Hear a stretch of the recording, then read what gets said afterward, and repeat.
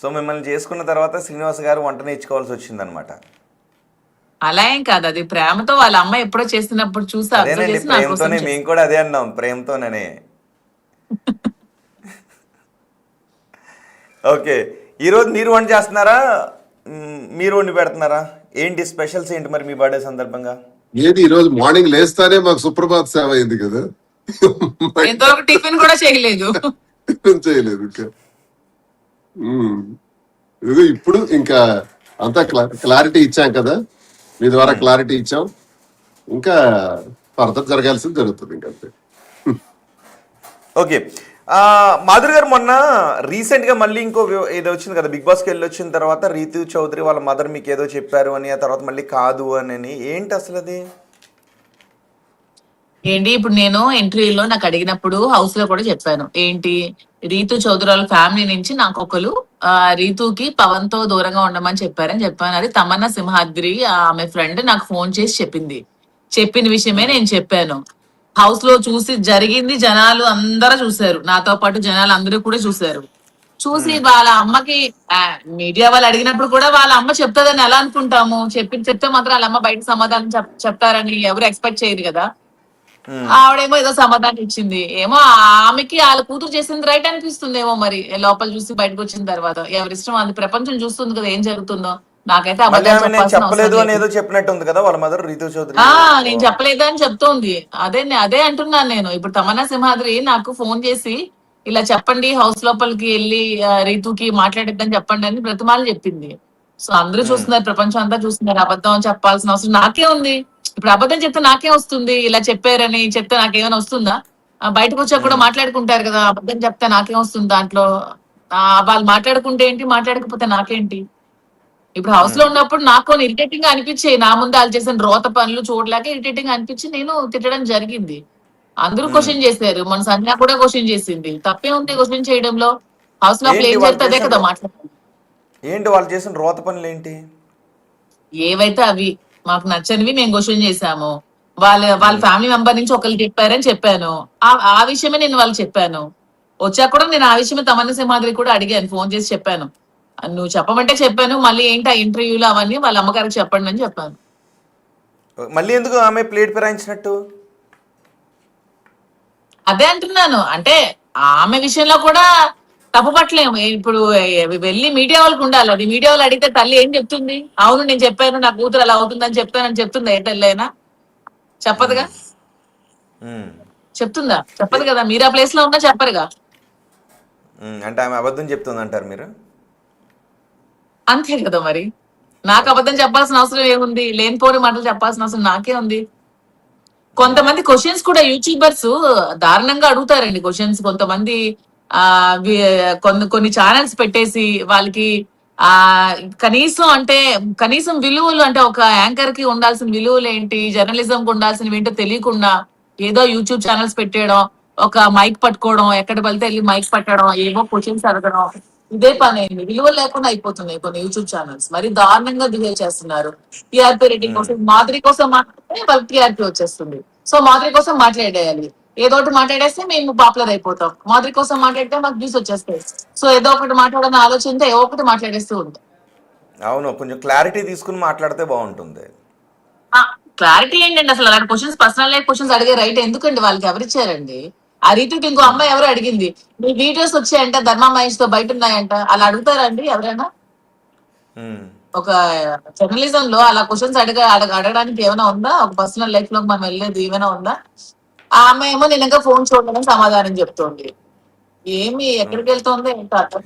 మరి ఇందాక శ్రీనివాస్ గారేమో బిగ్ బాస్ కాదు లో కాదు ఈ బిగ్ బాస్ లో ఉండేటప్పుడు అయితే కొంతమంది యూట్యూబ్ ఛానల్స్ ఇష్టం వచ్చినట్టు మాట్లాడడం, ఇష్టం వచ్చినట్టు వాగడం, ఏది పడితే అది మాట్లాడితే కింద వ్యూవర్షిప్ వస్తుంది. వ్యూవర్షిప్ వస్తే మీకు డబ్బులు వస్తాయి. అంటే మీకు డబ్బుల కోసం దేనికైనా దిగజారిపోతున్నారు.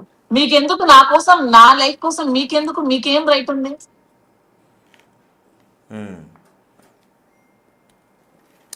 Okay, okay. మీరు ఎన్ని రోజులు ఉన్నారు బిగ్ బాస్ హౌస్లో? నేను 22 days ఉన్నాను.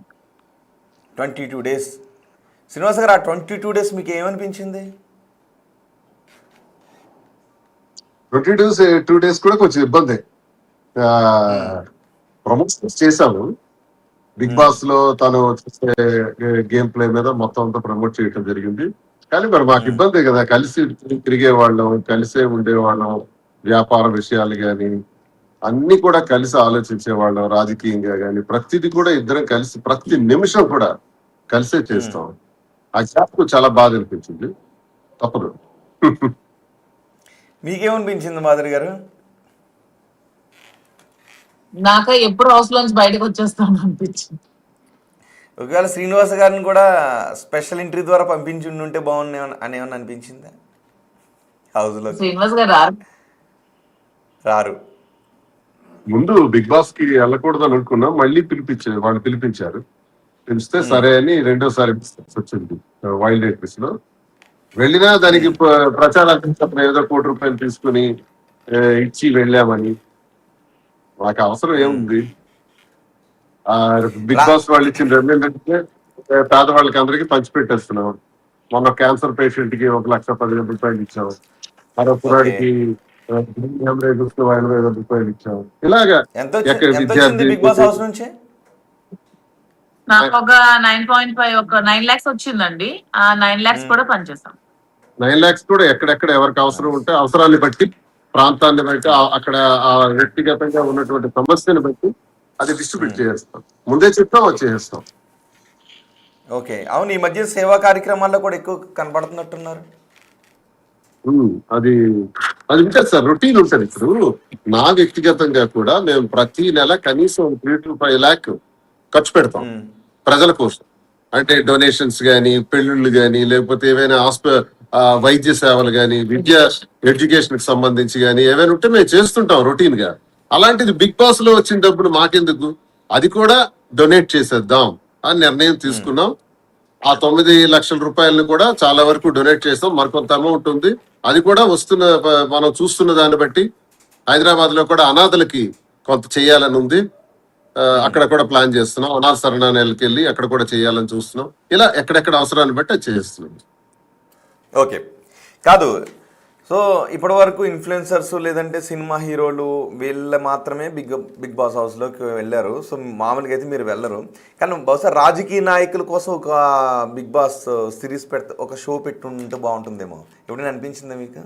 అప్పుడు మీలాంటి వాళ్ళు సార్ బిగ్ బాస్ అన్నది నా ఉద్దేశం ఏంటంటే, బిగ్ బాస్ వేదిక చాలా మంచి వేదిక సార్, చాలా మంచి వేదిక. ఒక 15 మందిని ఒక దగ్గర పెట్టి, ఒక 20 మందిని వరకు పెట్టి, వాళ్ళకి సరైన భోజనం ఉండదు, చాలా లిమిటెడ్ ఫుడ్ ఉంటది, ప్రపంచంతో సంబంధం ఉండదు, మొబైల్ కనెక్టివిటీ ఉండదు, ఆయన వారితో సంబంధాలు ఉండవు. అప్పుడు మనిషి తాలూకా బిహేవియర్ ఎలా ఉంటది, ఒక 100 days అక్కడ మనిషి ఎలా బిహేవ్ చేస్తాడు అనేది అప్పుడు మనిషి తాలూకా వ్యక్తిత్వం, ఒరిజినాలిటీ బయటపడుతుంది. సో ఇదంతా మంచి షో అంటే, ఈ షోలోనే మరికొన్ని విద్యాపరమైనవి, ఫర్ ఎగ్జాంపుల్ ఒక విద్యార్థులకు ఉపయోగపడే విధంగా బిగ్ బాస్ లోనే ఒక రిటైర్డ్ ఒక ఐఏఎస్ ఆఫీసర్ పెడితే బాగుంటుంది. అలాగే ఒక మంచి పొలిటీషియన్, ఎన్నో అనుభవాలు చూసిన రాజకీయ ఒక 15 మంది పొలిటీషియన్స్ పెడితే బాగుంటుందేమో అనిపిస్తుంది నాకు. అనుకుంటారు, కొట్టుకుంటారు, రెండో రోజు కొట్టుకొని బిగ్ బాస్ డోర్లు బద్దలు కొడతారు అందరూ. అక్కడే కొట్టుకుంటారు. పొలిటీషియన్స్ 15 మందిని పెడితే ఇంకేమైనా ఉందా? హౌస్ లో పావులు తింటేనే రచ్చరచ్చ.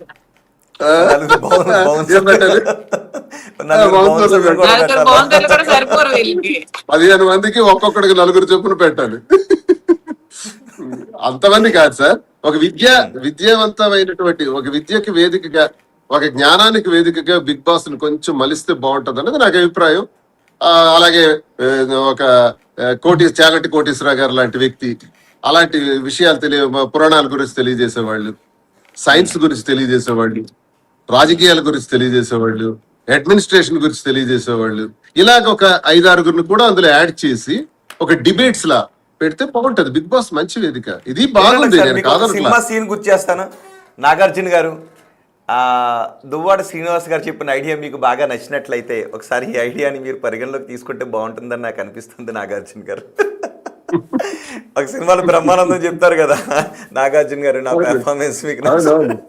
సో ఈ ఐడియా పెట్టాలి సార్. పెడితే అది అన్ని రకాల యూత్, ఇప్పుడు ఈ బాంధవ్యాలు ఉన్నాయి కదా, ఉండని కాదంటున్నా నేను, ఎవరిష్టం వాళ్ళదే ఉంటారు. వాళ్ళతో పాటు ఇవి కూడా, ఈ ఫీడ్స్ కూడా ఉంటే చూసే వాళ్ళ సంఖ్య ఇంకా పెరుగుతుందని నా అభిప్రాయం. కానీ పొలిటీషియన్స్ పంపిస్తే మాత్రం ఎక్కడికో